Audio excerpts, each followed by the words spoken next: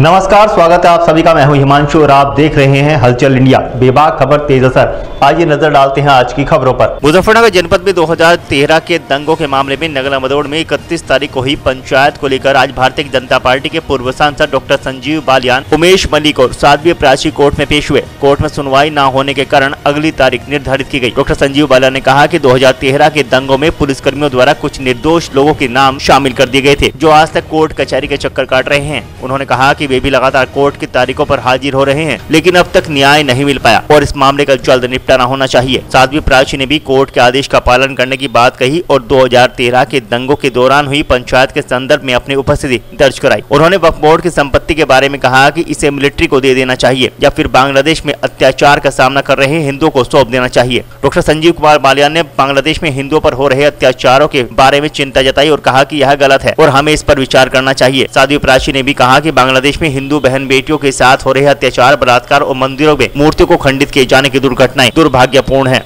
अभी मुजफ्फरनगर दंगों के ही मुकदमे चल रहे हैं और अभी तो तारीख पे तारीख चल रही है। 11 साल हो गए तारीख पे सभी लोगों को आते हुए। देखो कब तक तारीखें लगेंगी।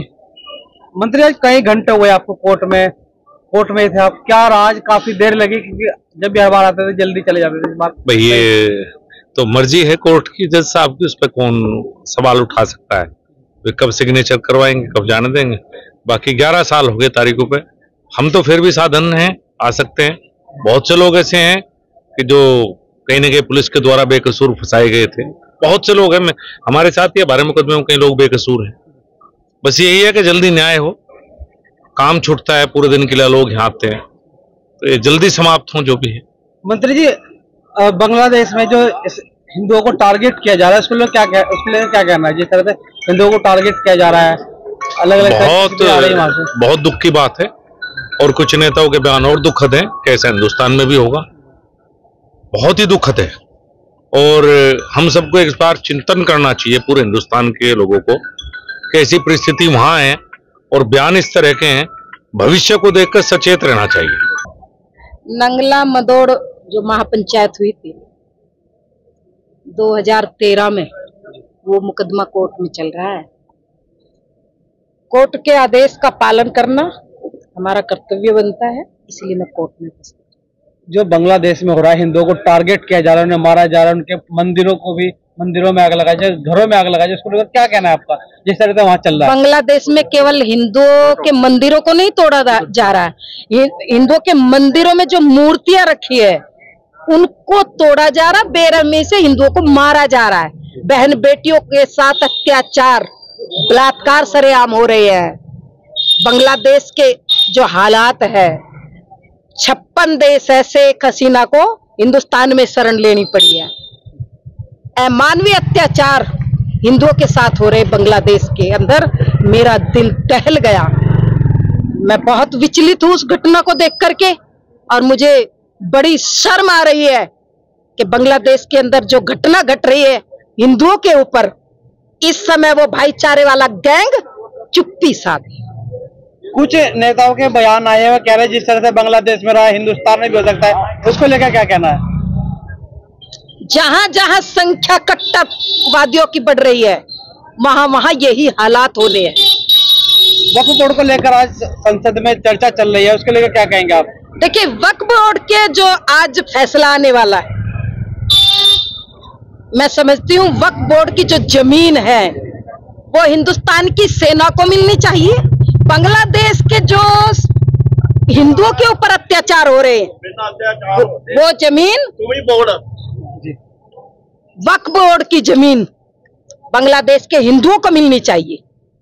वहां के जो इतना अत्याचार, अनाचार और दुराचार बेटियों के साथ हो रहा है, नन्हे नन्हे दूध पीते बच्चों को जो उठा करके पटक रहे हैं, वो अमानवीय घटना को सहन नहीं हो पा रहा।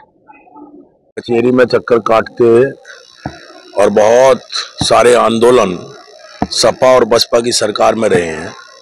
अलनून मीट प्लांट का एक बहुत लंबा आंदोलन परसों अखबार में आपने पढ़ा होगा, उसमें प्रदूषण विभाग के द्वारा दोबारा से तीसरी बार सीज करवाई। वो कहीं न कहीं कांग्रेस के बहुत बड़े नेता से जुड़ी हुई फैक्ट्री है और छोटे छोटे वहाँ गाय के बछड़ों का कटान हुआ करता था। उसी विषय को लेकर बहुत लंबा आंदोलन, 1 साल का आंदोलन यहाँ हम लोगों ने किया था। 2005 और 6 में लगातार पूरे जनपद में आंदोलन चलता रहा, लाखों लोग खड़े हो गए। उसी मामले में 3 मुकदमे हमारे ऊपर लिखे गए, जिसमें 3 बार मुझे और मेरे साथियों को जेल भी जाना पड़ा। आज उसी मुकदमे की एक तारीख थी और 31 तारीख में जो बड़ी महापंचायत हुई थी और 30 तारीख में कादिर राणा ने मीनाक्षी चौक पे खड़े होकर आह्वान किया था कि पंचायत में जो लोग जाएंगे और वापसी आते हैं उनका सबका हम काट के भगा देंगे। इस प्रकार का बयान 30 तारीख को मीनाक्षी चौक पे दिया गया था। 31 तारीख में महापंचायत हुई थी, हम लोग उपस्थित थे वहाँ पे। वो मुकदमा डॉक्टर संजीव बालियान और मैं और सुरेश राणा और जितने भी वरिष्ठ नेता भारतीय जनता पार्टी के हिंदू नेता, सब लोगों पे वो मुकदमा भी चल रहा है। उसकी भी आज चार्ज पे लगना था, लेकिन सभी लोग उपस्थित ना होने के कारण चार्ज पे नहीं लग पाया। एक मुकदमा खुब्बापुर गांव में 2012 में एक राहुल शर्मा, हमारा भारतीय जनता पार्टी का बूथ का अध्यक्ष था, बहुत वरिष्ठ हमारा कार्यकर्ता था भारतीय जनता पार्टी का। कुछ वर्ग विशेष समाज के लोगों ने, मुस्लिम समाज के लोगों ने उसकी हत्या कर दी थी और सुबह 5 बजे फूल चुगवाने में उस गांव में पहुंचा था और 6 और 6:30 बजे गांव के कुछ लोगों ने उनके परिवार में, उनके घर में कुछ छोटी मोटी हरकत की होगी।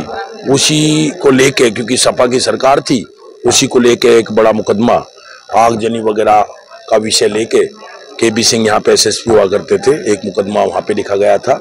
उसमें भी आज तारीख थी, वो भी मुकदमा चार्ज पे लगना था, लेकिन सब उपस्थित न होने के कारण चार्ज नहीं लगे। ये तीनों मुकदमों की आज तारीख थी, उसी में हम और डॉक्टर संजीव बालियान कोर्ट में उपस्थित रहे। 11 साल हो गए, 11 साल पहले ही लंबा ऑडिशन हुआ और क्या लगता है लगातार 11 साल हो गए। 31 तारीख का, हाँ, अक्टूबर का मामला है तो चल ही रहा है, फास्ट ट्रैक में चल रहा है, लेकिन क्योंकि अब चार्ज पर आया है मुकदमा, आरोप तय होने वाला समय आया था, लेकिन आज भी 14 लोग थे उसमें।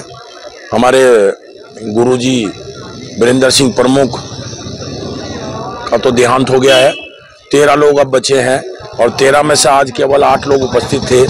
जब तक सारे लोग उपस्थित नहीं होंगे आरोप तय नहीं किया जा सकता, चार्ज पे नहीं लगाया जा सकता। लेकिन मैं समझता हूं कि अब मुकदमा तय होने की स्थिति में जल्द ही आ जाएगा।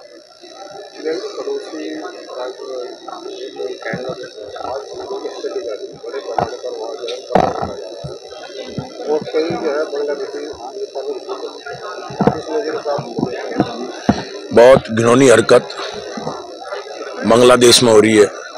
हमारे मंदिर तोड़े जा रहे हैं, हमारे समाज की माताओं बहनों के साथ बदतमीजी हो रही है, हमारे समाज के लोगों की हत्याएं भी हो रही हैं, कहीं सोशल मीडिया पे इधर उधर दिखाई दे रहा है।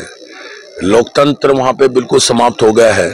निश्चित रूप से हमारे प्रधानमंत्री, हमारे वरिष्ठ नेता इसके बारे में चिंतन कर रहे हैं कि जो घिनौनी हरकत बांग्लादेश में हो रही है, इस घिनौनी हरकत से कैसे बचा जाए, ये विचार हो रहा है, चिंतन हो रहा है। आरक्षण को लेकर एक तारीख तय की गई आज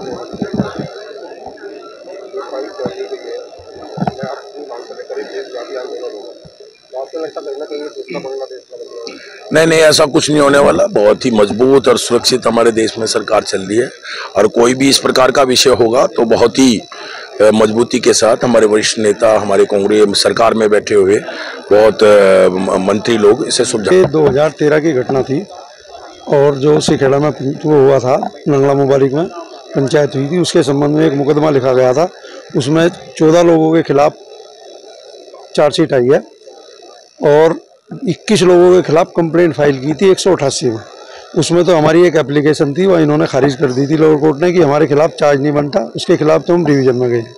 और जो ये स्टेट केस था जिसमें 14 लोग थे, इसमें हमारे खिलाफ ये चार्ज पे थी, लेकिन आज चार्ज पे सुनवाई हुई थी, लेकिन उसमें कोई आज चार्ज नहीं बन पाया।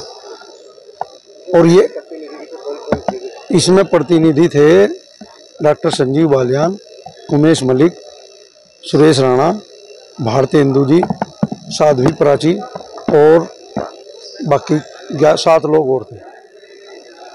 ये आज आरोप तय होने थे, लेकिन उसमें एक अभियोजन की तरफ से एक एप्लीकेशन लगी हुई थी कि 2 फाइल अलग अलग हैं, चार्जशीट अलग अलग आई हुई थी।